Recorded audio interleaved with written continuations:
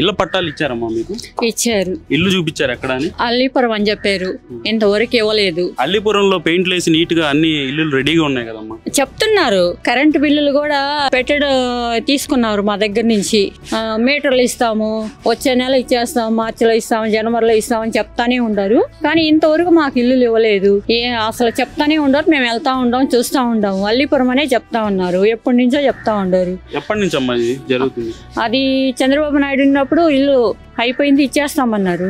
Sir గెలిచిన తర్వాత ఇస్తామన్నారు. సార్ అప్పుడు గెలవలేదు. ఆ తర్వాత జగన్ అసలు పట్టించుకోలేదు. మళ్ళీ చంద్రబాబు నాయుడు వస్తే మాకు ఇల్లు ఇస్తారని మేము అనుకుంటున్నాము. ఇంకా ఇసుక గురించి అడిగితే పని చేసుకునే వాళ్ళకి ఇసుక అందట్లేదు, లేదని చెప్తున్నారు, రావట్లేదు అని. ఇంకా మేము పనులు చేసుకునే వాళ్ళు ఇల్లుల కోసం ఎదురు చూస్తున్నాము. కానీ దాని గురించి ఏం పట్టించుకోవట్లేదు వాళ్ళు. గతంలో కరెంట్ బిల్ ఎలా ఉంది, ఇప్పుడు ఎలా ఉందమ్మా? అప్పుడు వచ్చి మేము 250 అట కట్టేవాళ్ళము. ఇప్పుడు 1000-1500 కట్టించుకుంటున్నారు. ఎక్స్ట్రా పెంచేస్తున్నారు కరెంటు బిల్లులు. పనులు చేసుకునే వాళ్ళకి అట్లాగే ఉంది, వ్యాపారస్తులకి అలాగే చేస్తున్నారు.